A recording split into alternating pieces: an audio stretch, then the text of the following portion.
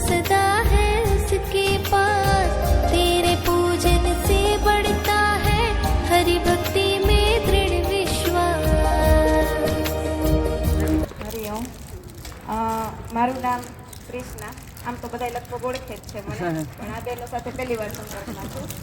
આમ તો આપણે ઘણી વખત સત્સંગ કરતા હોય, પણ એમાં મોટા ભાગે શું હોય કે ધૂન કે એવું આપણે બોલતા હોય, ભલે એ આપણા ભાવ પ્રમાણે હોય, એનો હું કંઈ વિરોધ નથી કરતી, પણ આ અમને એટલા માટે ગમ્યું કે આપણા ઘર આંગણે તુલસીનો છોડ લગભગ બધાયના ઘરે હોય.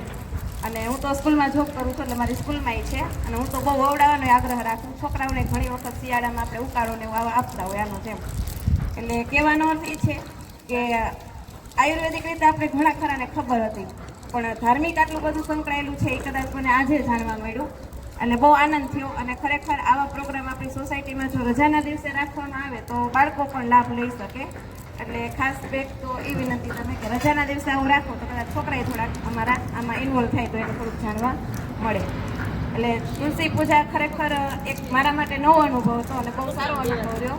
અને શક્ય બનશે એટલી વાર ગમે ત્યારે આવો પ્રોગ્રામ કરતા તો હું મારું આમાં યોગદાન આપીશ. બસ થેન્ક યુ.